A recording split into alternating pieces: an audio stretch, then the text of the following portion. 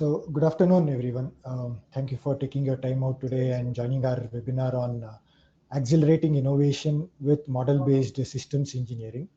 So before I hand over to the technical speaker, I would like to give a brief introduction about our company, EDS Technologies. So we are one of the largest technology solutions providers in India with more than 30 years of business transformation experience. We help transform businesses by enabling the adoption of virtual twin technologies, geospatial analytics, and 3D printing. In fact, we have introduced many technologies like 3D printing, digital manufacturing, VR, etc., for the first time to the Indian customers.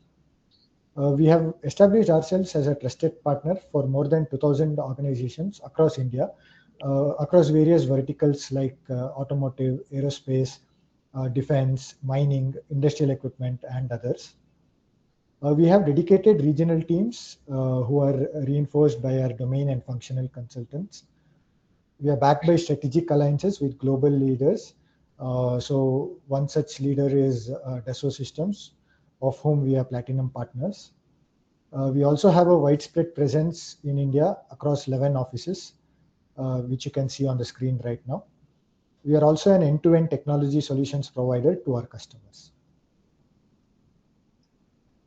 So our speaker for the day is Mr. Kiran Jacob. Kiran brings more than 20 years of experience related to systems engineering and currently handles Dassault Systems collaborative systems engineering solution. He works with customers across multiple industries to help them use CATIA systems engineering solution.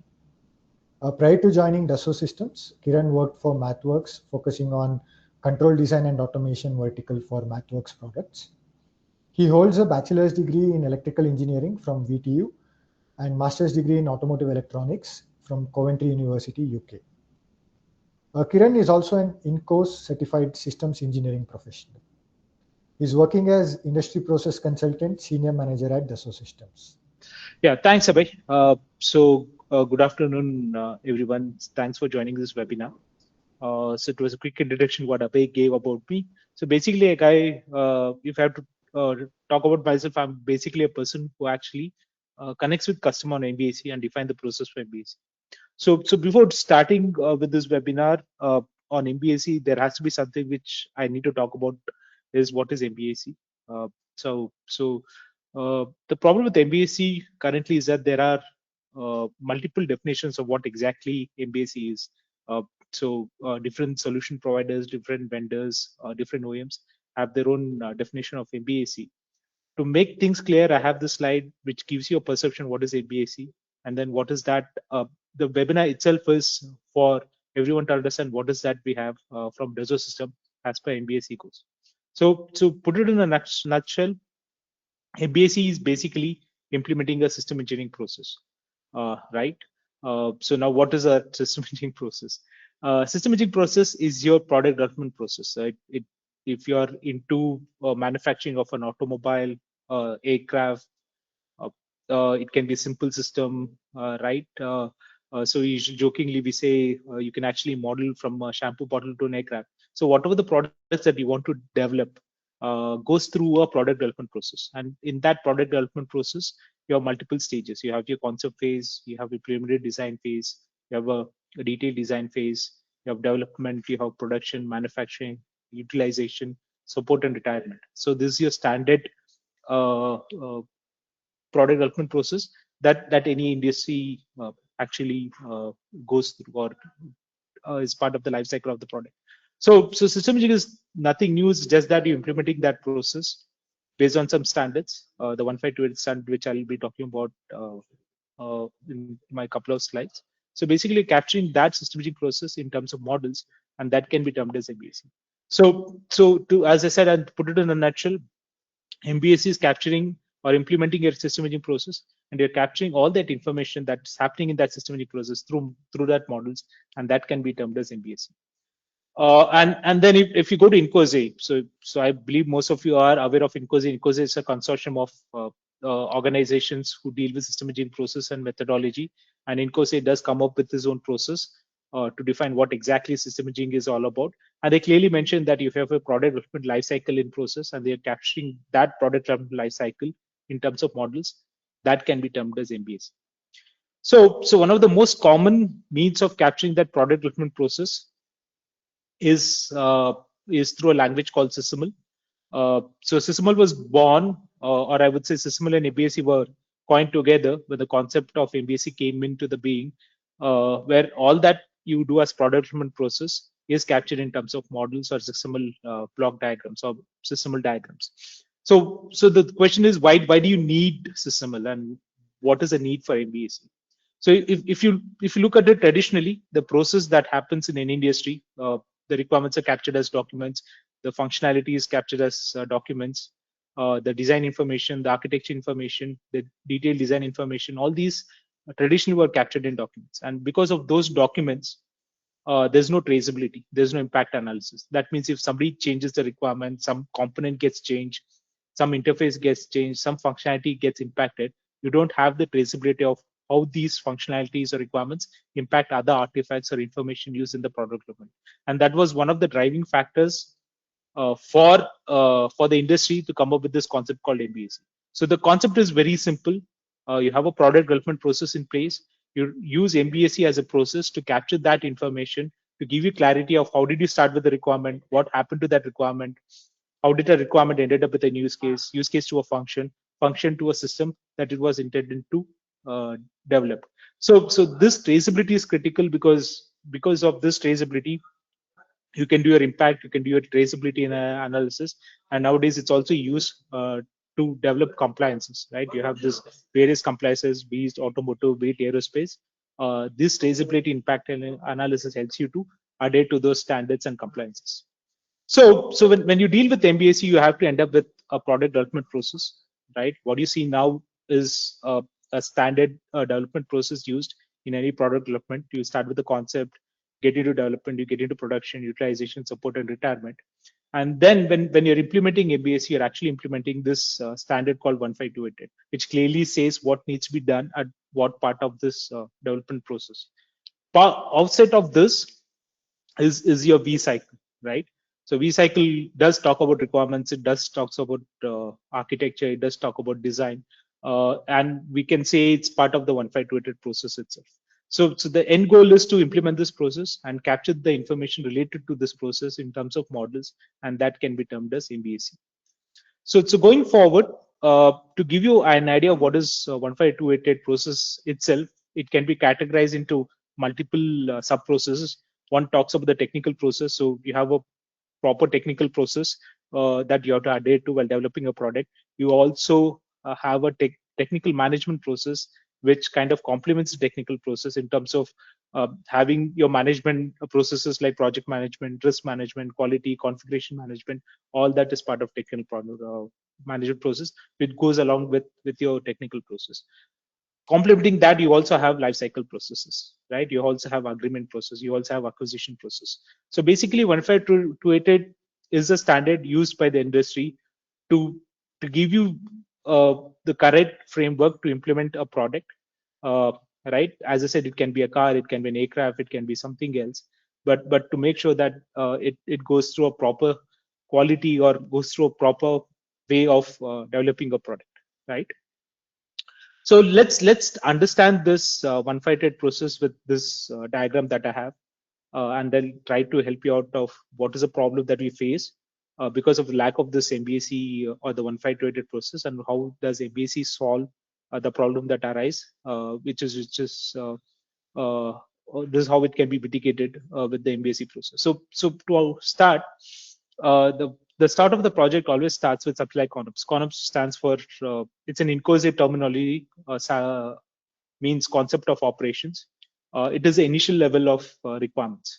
So if you're into aircraft, or if you're into defense, you might start with tender spec, you might start with PSQR, right? If you're into automotive world, you start with marketing requirements.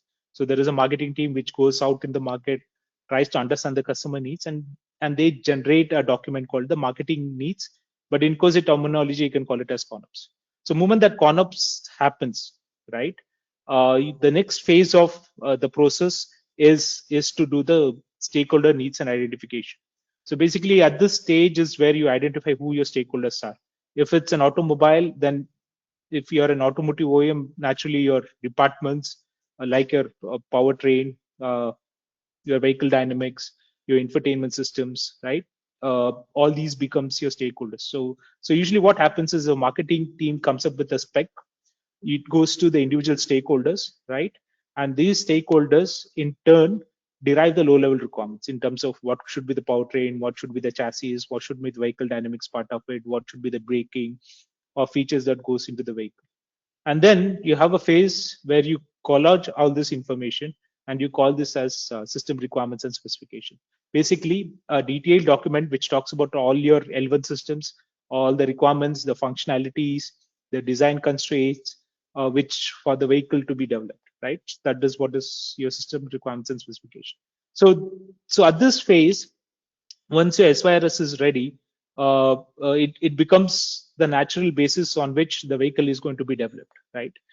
So this logic applies at the L0 level, at the vehicle level, or it can be at L1 or it can be L2, depending on who you are and what you are trying to do.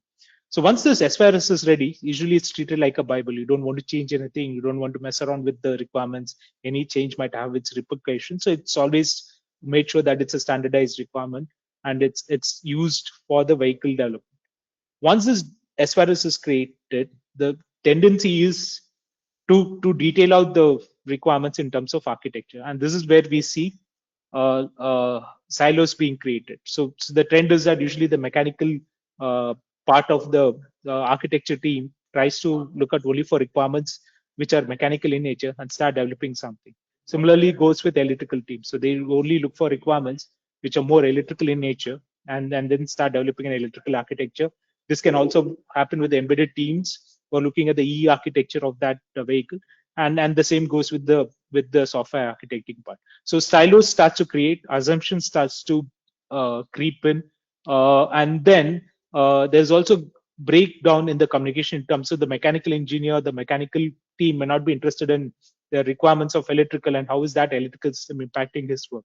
So the silo starts to create, and this silos moves towards the design also. So somebody who was working on the 3D CAD would basically take that information from the architect, start designing a mechanical system. Similarly happens with the electrical team. So people only look for information for electrical, start developing your schematics, your wire harness, and other aspects related to electrical. Same goes with embedded teams. So people might start working on the network topology, refine your communication matrix, and develop their system based on embedded. And similarly goes with coding. So what happened till now was the traditional process where people work in silos, assumptions creep in, integrated issues, interdependent issues are not looked at, and this things pops up when you get into the V&V world, where you bring your mechanical, electrical, and software. That's where you find 90% of your mistakes. And the trend is that people usually find a mistake at this phase. They always go back, rewrite the SYRS. And if you do that, it might have an implication on the mechanical part, the electrical part, and the software part. Nowadays, everything is interlinked. So it is not that if you change something mechanical, the impact is only on the mechanical systems. With all the mechatronics systems in place, it might have repercussions in terms of having its effect on electrical and software also. So usually the trend is again you do multiple iterations before you zero in on your design. So this is one set of issues that is creeping or what is happening in today's industry. Added to all this chaos, you have around 50, 60 tools being used, right? Or more than that. And none of these tools talk to each other. So imagine that you're working on CAD and something gets changed on CAD. How are you going to come to know what is the impact of that on electrical? What is the impact on that software? And whom to contact, how to identify that impact of change, and then come up with a decision. So this is something that we have seen in traditional industry where there's a lot of gap in communication, silos starts to create, and the issues are found too late in the development cycle. So let's imagine, let's take an example now. Say suppose you're working on a concept called AEBS. So AEBS is about autonomous emergency braking system. Basically, the concept works like if you have a vehicle with ABS in it, it tries to identify an object in front of it.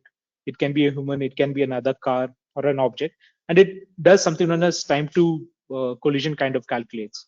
It calculates a parameter called time to collision. So if collision is more than 5 seconds, it will brake automatically. If it's less than 5 seconds, sorry, if it's less than 5 seconds, it brakes automatically. If it's more than 5 seconds, it wants it. So it's a system like this, right? Where braking is controlled, where steering is controlled. Nowadays, even vehicle dynamics part of it is also controlled. Say, suppose this is a decision that the management has taken that we will introduce ABS into our vehicle. So what would happen next? So basically, the normal course of stakeholders would be your braking team, your vehicle dynamics team, somebody who's working on steerings, right? These are the teams, or even powertrain will get involved to write the requirements for the EBS, and then this gets into the deployment. So imagine that it has gone through the braking system. They've developed this, taken these requirements, developed a braking system. The E&D teams have worked on it, developed their E&D architecture, and the software team has worked on the ABS part of it, and the product is there for the testing, right? So imagine the scenario where you're taking this vehicle, like a prototype testing. You're running it on a standard condition, so it's less than 80 kilometers per hour. It is on a straight road, sunny conditions. The ABS works perfectly fine. So you introduce a vehicle or another kind of object in front of it, and it's working perfectly fine. You now increase the situation. Now you're trying to do a cornering maneuver, right? It can be blind spots. There can be other factors, the vehicle dynamics creeping in, and even then the ABS system works fine. There can be a situation where it's dark, it's raining, the coefficient friction of the road is very less, and you're also cornering. And then there might be a blind spot, there might be an object which the ABS fails, right? It might go crash into that object. This situations happens. So if that happens, whom are you going to blame? Are you going to blame the stakeholders? Are you going to blame the corners? Are you going to blame somebody who's created the SFRS? Or are you going to blame your mechanical, electrical, and software teams? I Traditionally, you can't blame anyone, or there's no means of blaming anyone, because you don't have that traceability. You don't know what is the functionality that has gone in, what were the use cases identified, what was the code written, right? Why was the vehicle behaving that way? Because there's no central repository of information to track even a simple mistake. And this has been happening in the industry, and this is a very common situation that companies creep in.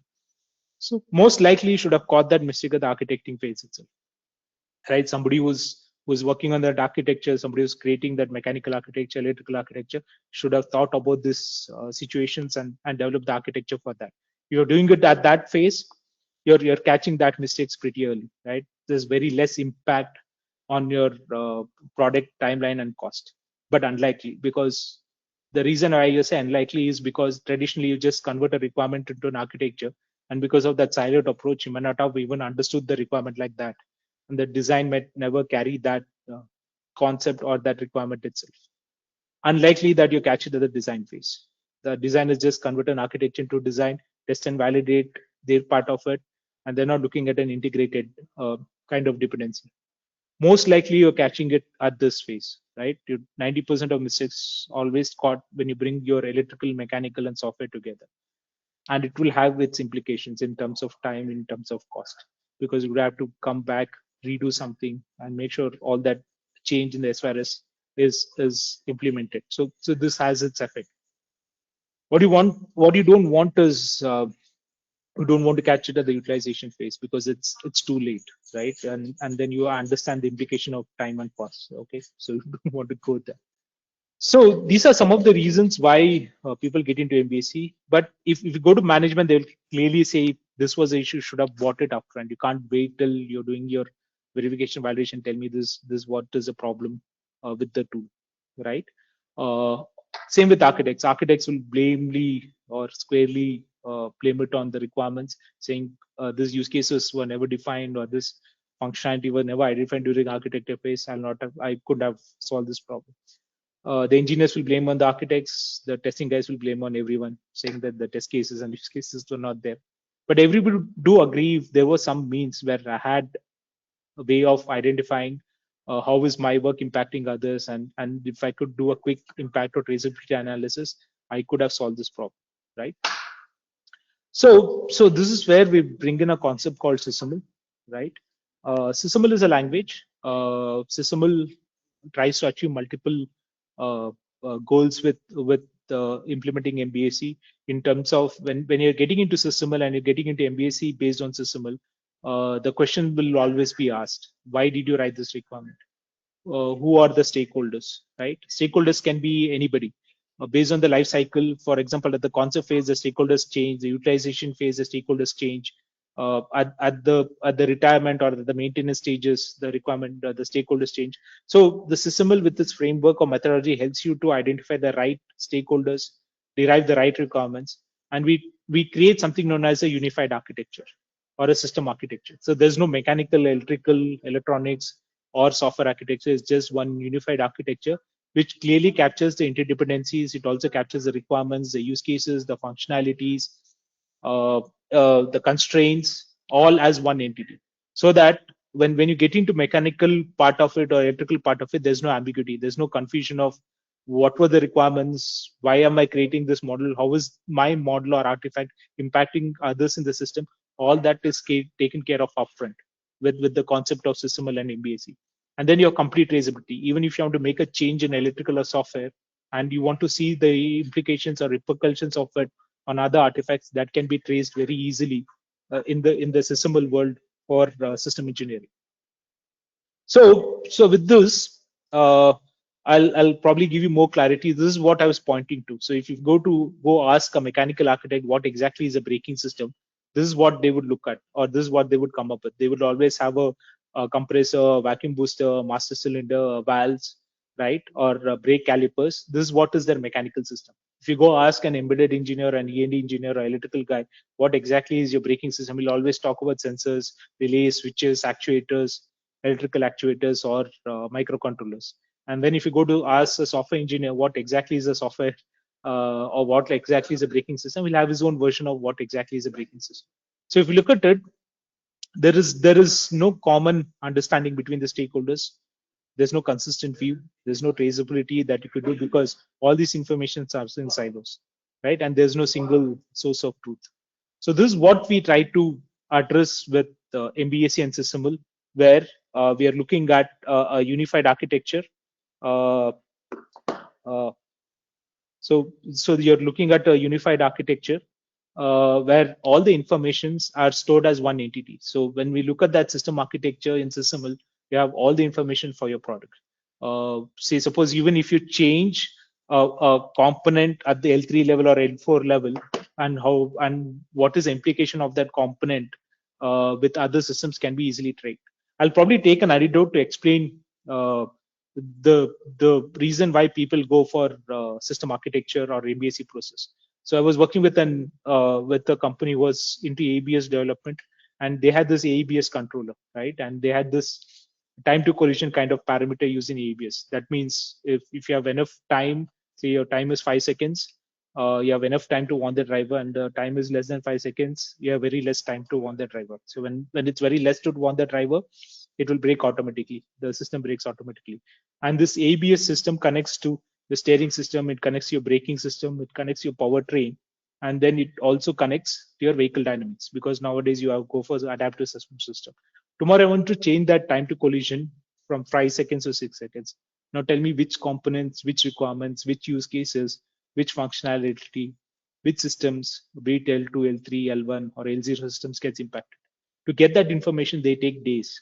And then since multiple issues are coming from multiple vendors, it's very difficult to understand the impact quickly. You'll have to still relate to connect to vendors, work with them, and get that information out. All this can be mitigated with the single source of truth concept, where everything is linked, connected, and you have one information as a repository. Okay, so there are takeaways. Once you have MBSE, there's clarity for management. There's always help for architecting because you understand that duplications. There's no room for assumptions. Your system is more robust to address risk and quality issues. And then the same information goes to engineers and testing. So everybody are taken care of, or their issues are taken care of as part of this architecture. So MBS is not just about creating the system architecture, introducing system engineering or the SysML process. It's also establishing a proper workflow with all the stakeholders involved. Just one workflow for probably an embedded kind of situation, but MBS is all about mapping roles, responsibility, process, and tools together.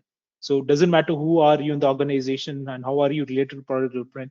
The idea is to connect all these roles together, establish a workflow, and make sure this information continuously flows with respect to the artifacts which has been created. To give you an example, probably I'll take an example after a couple of slides. So MBS is like any other process or tools. Once you put your effort for a project, always can be reused. Uh, uh, uh, it, it, it, it, it can help you to manage the complexity which has been explaining till now, but also has other advantages of it becomes a repository, it becomes your the reference model, and this information can be used for other projects. So you put your effort for one process or one situation, and this information or process can be replicated for other situations as well. So probably a slide on what is the benefit of going for MBSE. So this was a study that was done by Incoze with multiple industries, keeping multiple industries in mind. And what you're seeing now is a graph which talks about uh, two aspects. That the x-axis is what is the different life cycle stages of product development, and the y-axis is respect to the cost involved. So it's a kind of a estimation of the cost for any product development, and the x is the product development life cycle. And there are two curves that you see. One is in red, another one is in blue, right? The red is your traditional process, a traditional system imaging process without MBSE in place, or product development process without MBSE in place. And what is in blue is your MBSE process, or product development process with MBSE in place. So what you see in red is where the cost involved during concept preliminary design is always less, right? And it always goes into an exponential kind of exponential curve when it gets into other life cycles. To give an analogy, say suppose you spend 100 rupees at the concept of preliminary stage, it will become 1,000 rupees during the manufacturing or the utilization or post manufacturing, right? So that is how the analogy of this graph is. So the same goes with mistakes. You might have made a mistake on 100 rupees here, that will become 1,000 rupees when it hits production or utilization phases. So what does MBSE bring in? So MBSE does absorb some amount of time and energy, so that you need to have an MBSE process in place. You need to have the tools. You need to have the people who will implement that process. But you'll see that you'll save significant of time, energy, cost during the other phases. The reason because you would have done your what-if analysis upfront during the concept and preliminary stages itself, and that is the reason you'll save significant of time and money during other phases. So that's a value that MBSE brings in.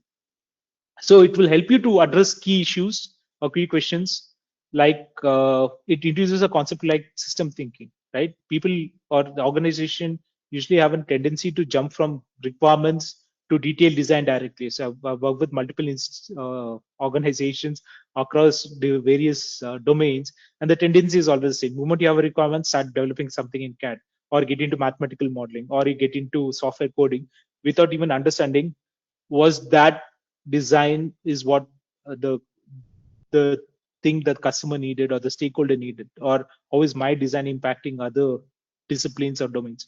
So people just go with their flow, go with the assumptions, start developing something.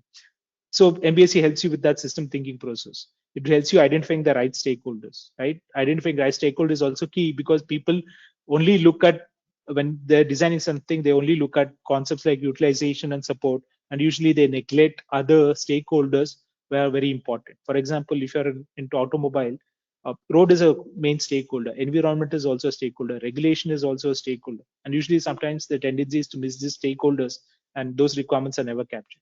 So it helps you with a lot of things, helps you with requirement illustration in terms of refining your requirements, helps you to do a proper functional decomposition, where for the requirement, for the use case, you identify the right functions, and making those functions, or making sure those functions are or finally realized into a system or a product.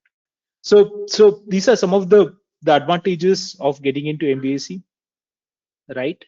So why is that MBSE has become a hot topic now, and why does everybody want to get into MBSE? One of the reasons because systems have become very complex nowadays, right? Gone are the days where systems are very mechanical in nature, right?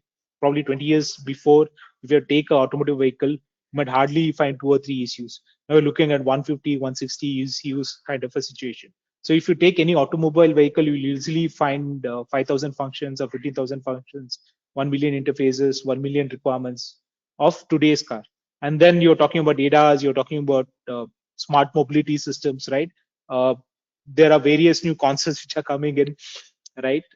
So all these complexities add means you don't know what is the number of requirements that you're going to end up with. You don't know how many use cases you're going to end up with, how many functionalities, how many interfaces, how many requirements you're going to end up with. And then to manage this kind of complexity, the only solution is to have an MBSE process in place, right? So MBSE process is also that you need to have a complete traceability of your downstream process also. Though you have a system architecture, you should make sure that all the artifacts used in your vehicle, say suppose this is an embedded process I'm talking about, so you have a vehicle architecture, you should be able to map it to your electrical wire harness, to your software code running on the ECUs, right? Everything needs to be mapped, and you have these regulations and compliances that need to adhere also. So these are the some of the challenges as companies have. So when you look at the business aspect of it, for companies, what customers is all experiences, right? Gone are the days when car was just a car. People expect more than just a car. They want infotainment, right? They want information, they want navigation, and they want comfort. So this is the business driver for all the OEMs that they have done. And added to that, you have different compliances and different needs. The person in UK might need a different kind of comfort and feature compared to a person in Middle East or probably India, right? The geographies and the regulations dictate you what goes into the vehicle and what doesn't. And add to that, you have all these new standards, compliances like your cybersecurity compliance, right? Your ISO 262 kind of compliance. All these are business constraints that you have to develop a product with.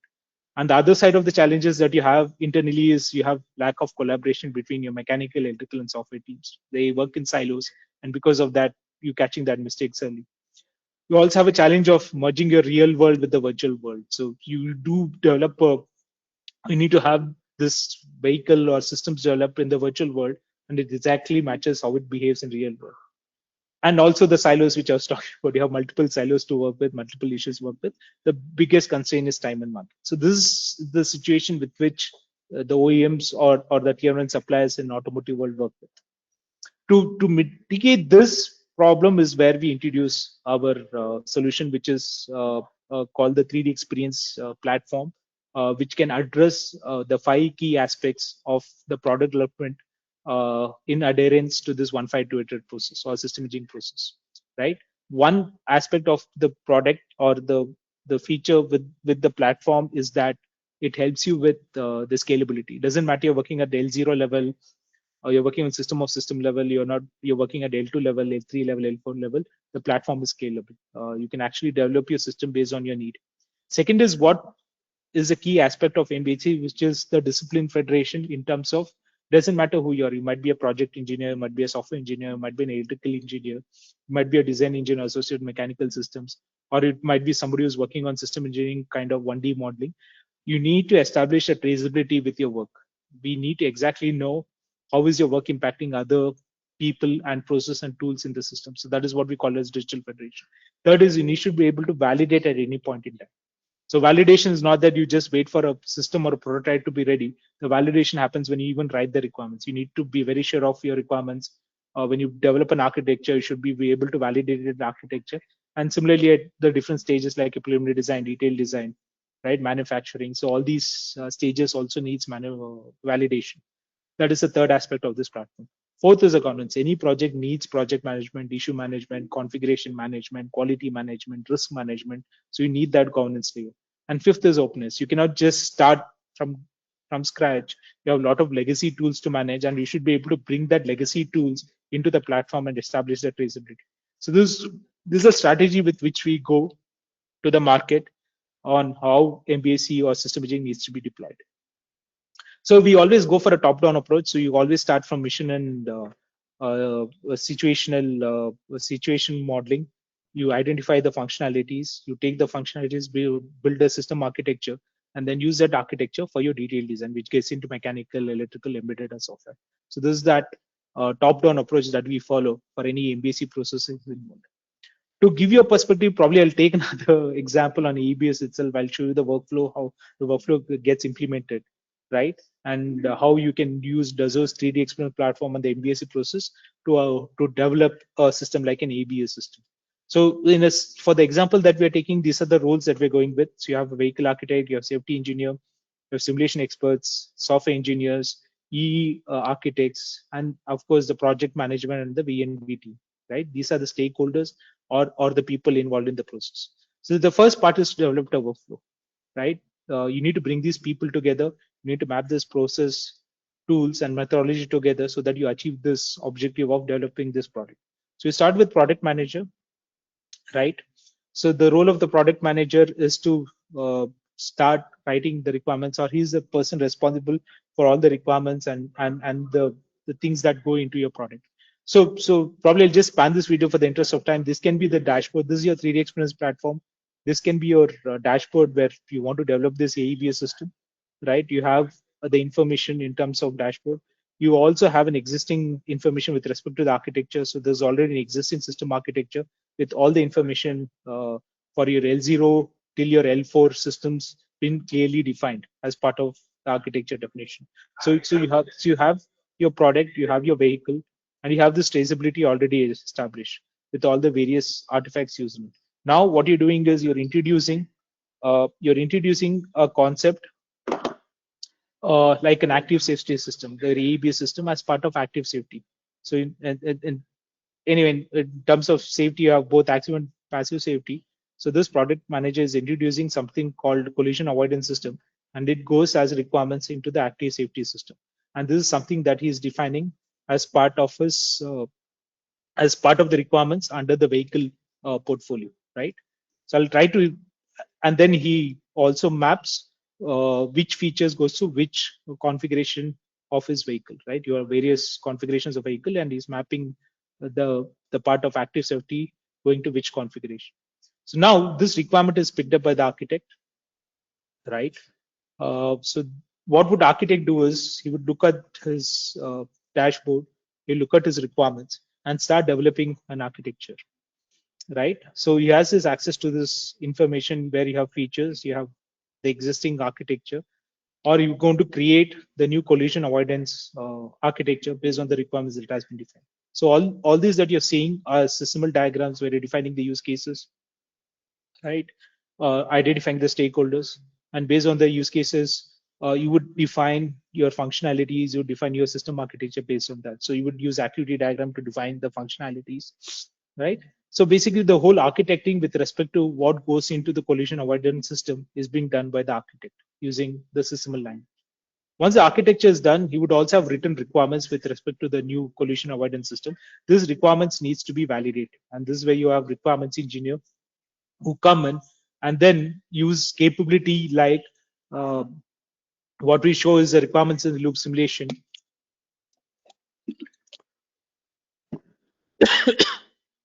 Sorry. So you have this requirements written of how the ABS needs to actually behave. This is picked up by the requirements engineer, and we have capability like the requirements in the loop simulation, where I would use this tool to generate auto test cases, see if there's any issue with the requirements itself. So a lot of issues that gets popped up during coding or during software testing can be actually mitigated during upfront testing of the requirements itself. So we have capabilities like Stimulus here, which is able to take the requirements, run test cases against the requirement, and see if there's any ambiguity or issue with the requirements itself. So you don't have to wait for somebody like a software engineer to write the code for it, and then he comes out saying that there might be an issue with the requirement, because there might be some disturbances between the way the requirements were written. Sorry. So this one part of the process where you use tools like this. So once those requirements are validated and the architecture, through that the architecture is validated, now we can go into the next aspect where you're going to go for other disciplines and see, make sure that the mechanical part of it, the electrical part of it gets validated. So this is where you get into 1D modeling, right? So now what you're doing is, as a system simulation expert, he's in trying to introduce. So he has a existing 1D model of the vehicle, and then he's trying to incorporate this ABS system and see how it's going to behave. So I probably have to pan it for the interest of time. right? So you're doing this 1D simulation to check how is your ABS system is going to behave, right? So that is, this has to be done is because you cannot jump directly from your architecture to CAD. You'd have to use these kind of 1D tools to make sure the architect and the requirements and the specifications are working fine. And 1D simulation is usually used for that purpose, right? Once the 1D simulation happens, you might also get into other aspect. For example, you have the CAD model, right? And you need to make sure what could be the optimal position to place your camera or your radar. So this is where the 3D engineers come in. They work on the concept. They work on identifying the right uh, situation or the right position of your radar or your sensors for the EBS system. You might also have to do a function safety analysis because you have your systems architecture ready and you don't know what is the implication of change of one requirement or one system or another. So the tendency is to do your function safety analysis, right? So what you're seeing is a faulty analysis being done as part of the process, right? And then you also establish the traceability. So you should make sure that the reports from your faulty analysis does map to the requirements and the architecture being used. So the traceability is something that you have to keep that hygiene of establishing the traceability. Once that is through, once the architecture has been validated, that is where the e-architects come in. Again, the e-architect will take the reference system architecture and start developing the e-architecture. So I cannot blindly define a protocol. I cannot identify an ECU or what kind of bus bars or connections I need to have. This is all dictated by the system architecture that has been defined, right? You will have to make sure those functionalities are addressed by your E architecture. So based on that, I would build my E architecture. I would probably do my bus load analysis, define the communication matrix, define the protocols, your PDUs, and then do the bus load analysis to check if the E is able to, the E architect that I'm working with is able to take the load, right? Then once the E architecture is done, the information flows down to software engineering, right? Sorry, I let pan for the interest of time, right? And then you complete the software engineering process where you write the code, design and write the code for the E architecture. Then you have something known as managing the software deliverables, right? So you need to manage the software code. You need to keep track of all the binaries, the versions of it. So you get into software configuration management to manage. So any change request, change action is also tracked, and then issues being tracked, and make sure that you so all the configuration or the software has been delivered and mapped. And then you get into test and verification validation process where you might bring in your MATLAB simulating models, you might bring in your Diamola models, your CATIA models, and do a verification validation. So you get into test-based management, but as part of the test cases, you do the verification validation process, right? Early or during part of the product. Finally, you have the product release management. We have to release the product. It can be your harness, it can be your the 3D model. What you have, you generate E-bomb, you generate N-bomb, and sometimes you also have to generate a S-bomb out of it. So all that can be managed, configured on the platform. And then the final part is the traceability, where you can bring in all the artifacts used. It can be MATLAB simulating models, like what you're seeing now. It can be the C code that you have. It can be CAD models. It can be E&D architect information. All that can be traced and tracked. So very important for compliance like ISO 262, right? So this is how MBSE is implemented. MBSE is a process implementation where you map the people, roles, and process tools. What Dassault offer is that a platform where all can be managed on one single entity, where you make sure all the information that is there or all the process that goes into product development has been properly mapped and traced. So I'll have to skip few slides for the interest of time. But the end goal is to have that end-to-end connectivity. End goal is to make sure your product is done right at the very first time and make sure you have the complete traceability in your development cycle, right? That's the whole concept of MBSE process. So this is a takeaway slide for me. So what we have to offer is the best in the class MBSE process and the tools to achieve the same, right? We can quickly do VNV process. You can do end-to-end traceability and make sure all the information is there as one source of truth. So with that, I'll just probably take a couple more slides to communicate what is coming new. So probably if people are, if you're aware of MBSE and the SysML world, you're also aware that SysML V2 has come in. So what we have to offer to our customers is this free community edition where people can ask and download for this V2 version and start using CATIA Magic for any MBSE related to V2. And then if you want to connect to me, probably I'll just leave the slide as it is, where you can always connect to me on LinkedIn and say if you have any questions or queries, or you're interested in our solution, you can always connect to me. So it's a lot of people do connect me on LinkedIn, ask for help, or want to understand or help with the process or the next step, or I'm always happy to help them. So with that, I'll probably end my part of the presentation. Over to you, Abhay. So I would like to thank you, Kiran, for delivering a very insightful presentation. I'm sure it was very helpful to our audience as well. In case if you have any questions, queries related to MBSE or systems engineering or any other related requirement or doubts as such, as Kiran mentioned, you can connect to him on LinkedIn or you can reach out to me. We'll help you connect with Kiran and take the discussion forward. So once again, I would like to thank Kiran, all our audience and everyone for joining our session today. Thank you and see you at the next session.